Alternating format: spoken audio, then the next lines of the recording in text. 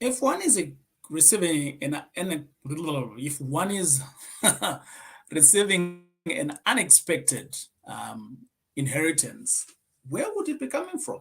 I think the first thing that comes into our head is that it is obviously a death situation.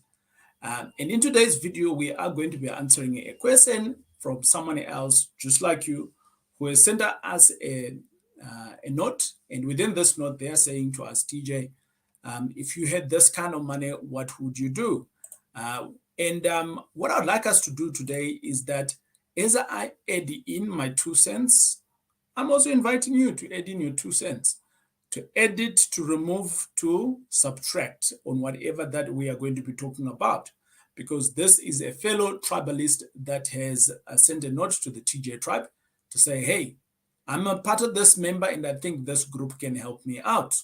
So let's jump into the detail of it. This person writes a mail and then they say to me, TJ, dear Taurai, I like it when people use my name. And I like it when people just write my name correctly. I love my name. Yeah. Okay, it's not about you, Taurai. Let's move along. All right, brother, I need to think out of the box. Well done. That's a great realization here. I am the only child between my parents, though I have other siblings from both my parents. We don't know how many. I have a few months ago, one of my parents passed on and have left me and my other siblings something. All right. So basically means that here, like I assumed, with an inheritance, it came through with someone having to pass on. So this is what has happened here now. So this is an inheritance. Someone else has passed on. They've left some money. Let's figure out how much money it is. Right. So this guy is very much like me, where he's the only child, but he's got siblings on both sides, on the mom side and then on the dad side. Yeah. And then it goes on to say, I find myself with an unexpected 1 million with some change, and it's sitting in my bank account. Okay. Is this 1.5, 1.2, 1.9? It doesn't really matter. Let's work with the 1 million that he mentioned here. And already I'm saying he. It might be a she, né? Right. Let's work with how much they have given us. I am in my late 20s, no partner, no kids, and I have an admin job at a local bank in the legal space. Okay, good. So why am I saying It is because it's pretty rare within this era of that we are in to get someone who is in their late 20s and they don't have a kid, and they don't have they're not committed to someone else. That's like super rare. Most people that I know, they'll probably have a kid, especially if they're on the female side. They probably have a kid 4 or 5 years old or even older. And I'm just talking from where I come from, which is the hood. You know what I mean? Yeah, which is, I'm just saying, So this guy here, she is a rare breed. No partner, got you. No kids, got you. And you got yourself a job. Oh, your head is screwed correctly here. Right. He goes on to say, what would you do if you had the same money coming your way, TJ? What would I do if I had the same amount of money? I want to give shout out to this guy and say, look, what you have done so far with your life, it is amazing. You have stayed single, no kids, no commitment to anybody, and you still have a long way to come through in your life. And over and above that, you've just stumbled on some good money. And if you're to do the right things in the next coming years, you may be in a position where you can be able to have the freedom to own your time and the freedom to own your economy, which is, I think, a lot of us within this channel, we are all about. But let's jump on. From the team here at the TJ Tribe, I would like to send our condolences to you and your loved ones on your loss of your parents there, or one of your parents. And I want to say that with this type of a question, I went out randomly and I asked 10 guys and I said, guys, if you were to stumble upon a milli, what would you do today? And this is what they said. One person says, I'll go on a holiday. The other one start a business, pay off debt, take time off, and enjoy life. Buy a new car, help the needy. Buy toys for myself and loved ones. Build a lovely house, get married. And the last person said, I am not so sure. Right. I'm in my late 20s with what I knew then, which wasn't much. Single, no kids. I'm not devoted to anyone. What of the 10 things here would I do? Which of the 10 things here would I do? Bearing in mind that I am still bereaving because I've just lost a parent. And I got siblings here. I don't know whether this guy is the last one in the family, the first one. I don't know. We don't know that detail. So of these 10 things, what would I do? So I'm going to take in some stuff here because I'm just human, just like everybody else. I'll probably do any of all of these things, but I'm no longer that dumb anymore. I'm a little bit clever. And thanks, by the way, of asking the question. Thank you for asking the question. We learn by asking questions. And thank you, by the way, for being curious to think of what else could be out there. So thanks, brother or sister, whoever you are that you have asked this question. So of these 10 random things, what would I do? Would I go on a holiday? Yes, I would, but not now. Would I start a business? Yes, I would. I'll tell you how. Would I pay off my debt? Yes, I would, if it is bad debt. If it is bad debt, right? Would I take time off and enjoy life? Oh, yes, I would. It's about the when. When will I be able to do this? Will I buy a new car? Not really, but if it's a necessity, because you need to get to work and things like that, yes, I would, but I wouldn't buy a flamboyant car, right? I would buy a car, but also not now. I'll tell you when you're going to buy the car. Would I help the needy? Oh, yeah, definitely. I would, within reason. Okay. But we'll go some Mother Teresa up in here. Buy toys for myself and loved ones. Well, Michael Jackson did this, so I won't judge here. But I wouldn't buy toys right now. I'll buy some toys, some reasonable toys. Maybe the car, but that's not a toy. It's really a necessity. But I wouldn't buy toys right now. I'll tell you when to. Build a lovely house, not really. Get married, not really. Because if I'm to get married now, I've just lost a loved one. And now I'm getting married. And within that getting married, this person might comfort me, yes. But they might also bring other complications because I'm still trying to deal with myself. And maybe I haven't resolved the loss here. And now there's another third party that's coming into my space. And there's some money here on the table. Maybe they are coming through because of the money. So I wouldn't get married now, right? And the last person says, I am not so sure. I am sure of what I'm going to do. And I am going to tell you exactly, had I stumbled upon an unexpected inheritance of 1 million today, and one of my parents is gone, right? What would I do? Bearing in mind, I got 4 parents, my foster father, my foster mother, my biological father, and my biological mother. By the way, none of these have left me a million rand. What? 1 is gone, 3 to go. Yeah, you kind of like shocked. Like I said, 3 to go. If you're going to go at some point, I'm also going to go at some point. We're not here forever. So I might go before they go too. So stop being sensitive. Anyways, let's go along. So what would I do? What would I do? That is the question here, because that's what they posed the question. So I'm going to give you around about 6, 7 things on what I would do. They're not really in order, but I would look at myself in my late 20s and I'd say, what is it that I would do? The first thing that I would do here is that if there was any form of bad debt, what do I mean bad debt? Bad debt is when you've got debt and that debt is taken away from you. So it's a liability. So you got a credit card where you went to Nando's or whatever it is, Fashini, or you bought some stuff. That's not adding value in your life. And instead, you are actually paying it out of pocket, then that's bad debt. Good debt is when I've bought a car and this car is an Uber and the debt of buying the car is being paid off by the Uber, that's good debt. So in this case, I am looking out of paying off bad debt. So that's the first thing that I'll do. I'll take a spreadsheet, and within the spreadsheet, I'll say how much money do I have there? I'm owing that much, I'll owe that much.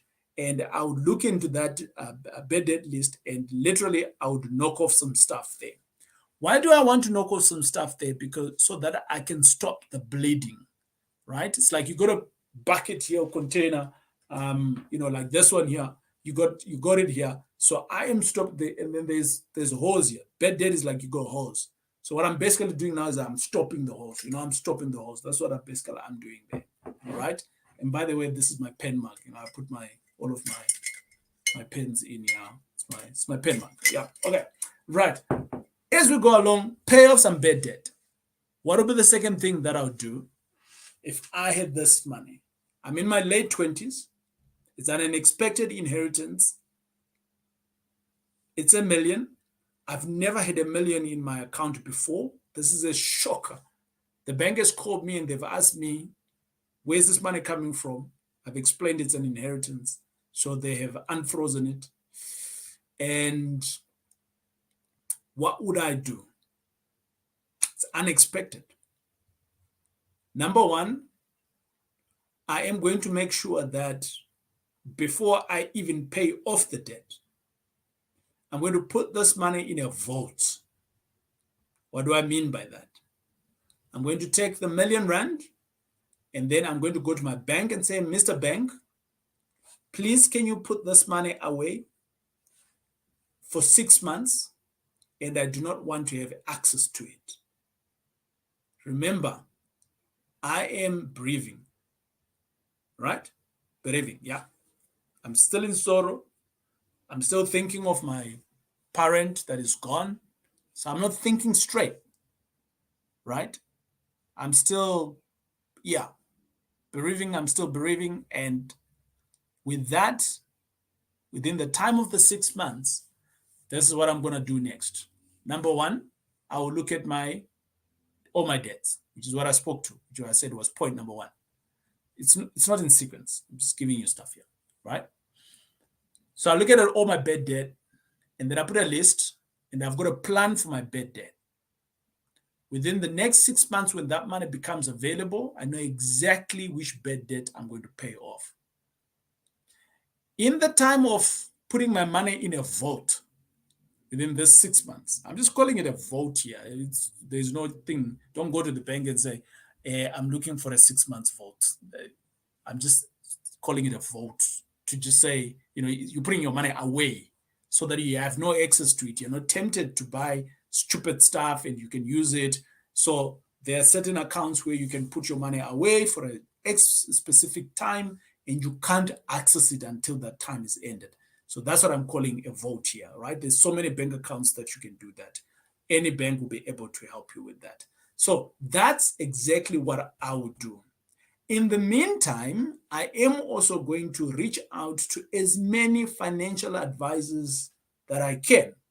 Because remember, I'm not a financial advisor. TJ is not a financial advisor. I just do business and I just do deals and I talk about what I do, right? And it's been working for me. And it's been working for other people as well that are already kind of like following the footsteps of what I'm doing. But on this note, because it is a handsome amount of money, I'm in my 20s, I don't know much, right? If this money had come today, in my early 40s, it's a different thing altogether. But remember, this person says to me, TJ, in your early 20s, you come up with this money, you're not married, you don't have kids. what would you do? Right. So I am thinking of my younger self. What would I have done with the information that I have today? Right. The grandfather knowledge, but I'm just now in my 20s, late 20s. So let's just say I'm 30, right? So I would go out and look for as many financial advisors or experts. And I would say to them, I've got a milli. How can you help me? My goal is that I want to have some passive income within the next 2 years or within the next 1 year. So I've got to go 1 year for the action, passive income. How can you help me? And then they will go out and they will come up with all their solutions. By the way, the money is in the vault, so I can't make a decision. I need to wait for the next 6 months for this money to become available, or a year, or whatever it is. So I tend to make decisions within about 24 hours to a week time. I would have made a good decision. I would have mowed around it. So this is about me, remember? So you also need to take this in context of how long do you take to make a very good decisions. You're in your late 20s, so you already know how you behave, right? If you don't know how you behave, you need to look out for how you behave, right? Because that's going to help you as you grow older. As I had looked at all these financial advisors, these are traditional financial advisors, conventional financial advisors. I'm also going to look out for unconventional people that are doing what they're doing. People like TJ. There's so many of us out there who are doing cool things that is not conventional, that is not traditional, right? So for instance, I'm in real estate and business. That's my thing, right? So would I want to also do the same? I got a milli, so would I want to be a mini TJ? The answer for me, when I was 30, is yes, because I was already seeking that. And that's why I'm here today with what I've got, with what I've built. So I would definitely look out for that. Then the other thing that I would do here, which is now very important, very close to my 6 months, the vote unlocking. What would I do?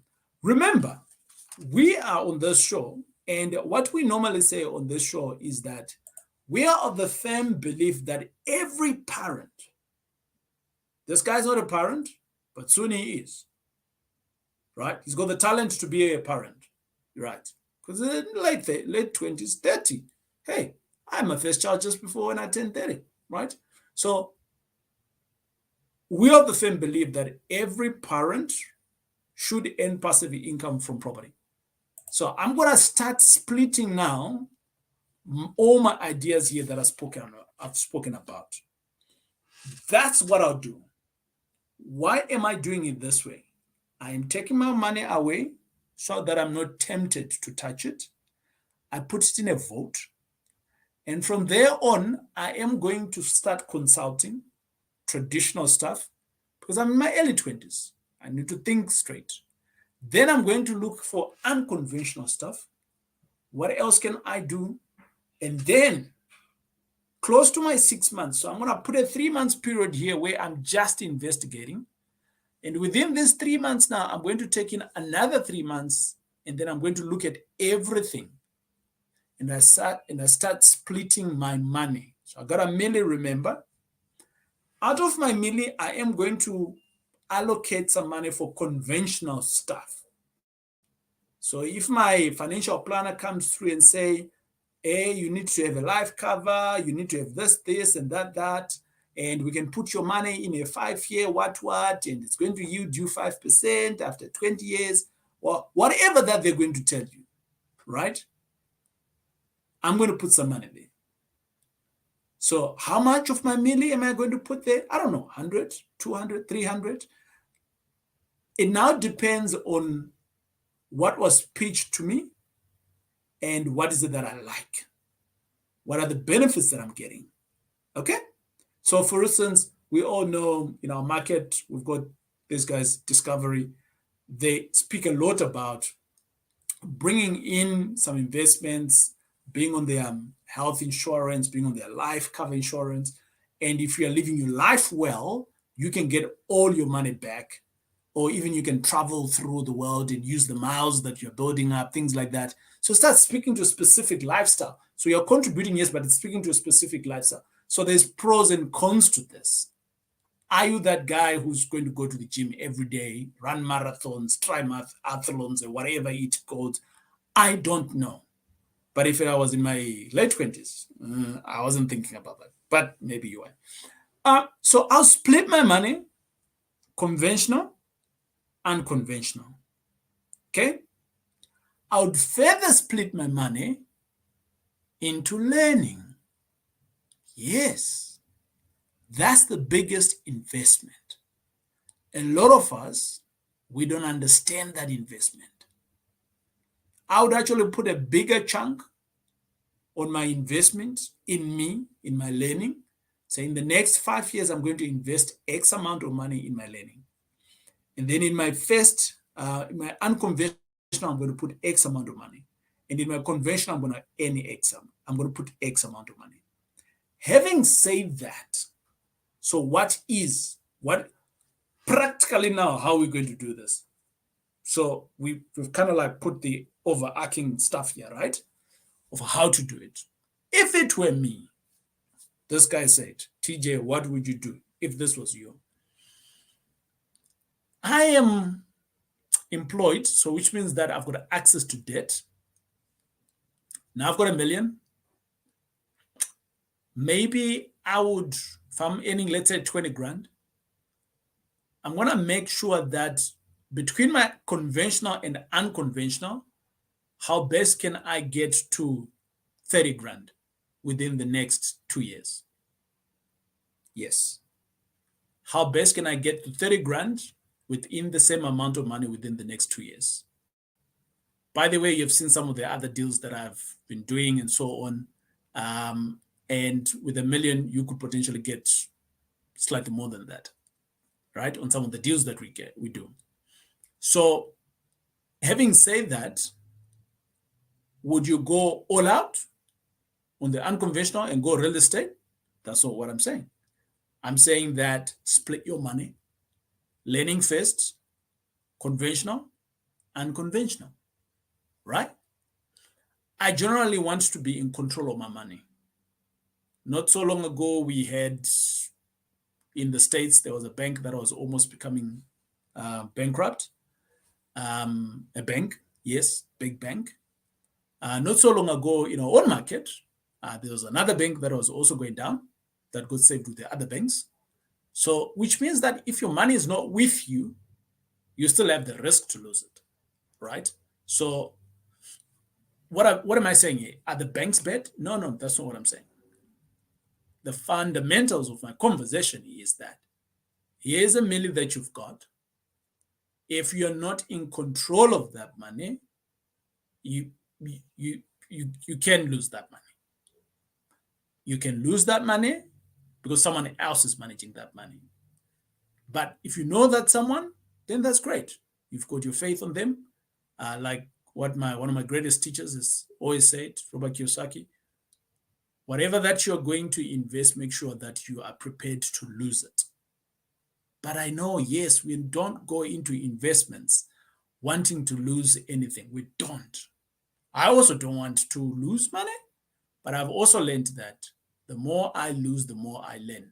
Because when you're on the top and you're winning, you don't learn much. It's when you are losing and you're trying to stop that, that's when you're going to learn. So now I'm sounding like I've gone like in a bit of a rabbit hole, yeah. And you're like saying, but TJ, how are you helping this guy? I have. I'm saying keep in control of your money. That's number one. Number two, learn. And number three, spread your money. Spread your money in the conventional way. Spread your money in the unconventional way. Spread the money into investing yourself. And then above that, compare. Don't just go real estate, right? Because something may go wrong in real estate. Don't just go Alexander Forbes. Because something might happen with Alexander Ford. Those that invest, they spread their eggs across. Does it make sense what I'm saying? Ladies and gentlemen, I don't know if you got any other comments that you've got, you can add them on into the comments, because if I was in my late 20s, stumbling up a milli, and I'm earning 20, my first goal is how best can I get to 30K within the next 12 to 24 months. And the reason why I'm saying that is because I can force myself to go and learn. And with learning, I know exactly what I'm now comfortable with. And I know exactly what I'm not comfortable with. And remember, there was that other list. That other list. Let's bring it up. Would I go on holiday? Yes. After my first 6 months, and I have now given thought through of everything, I will go on a holiday, a very short weekend holiday, to go and celebrate my thinking and my new approach of life without this parent. So yes, I'll go on holiday. And I'll document that. This is the time when I went to Kruger. This is the time when I went to Durban. This is the time when I went. So it's not a big holiday. It's a very small holiday within budget or within reason. Now, we just spoke about how can you get to 20 to 30 grand. That's the starting of the business. But I wouldn't start a business before I start learning, right? Would I pay off some debt? We spoke about that. That's the bad debt. Would I take time off to enjoy life? Yes. When I start getting my 30K and I'm still employed, I would definitely take at the bank, right? Remember, I used to be a bank. At the bank, you normally get 20 days of leave. I don't know whether that is increased or decreased, but when I was at the bank, we used to get 20 days of leave. On that, that's kind of like the whole of December, right? If you plan it correctly.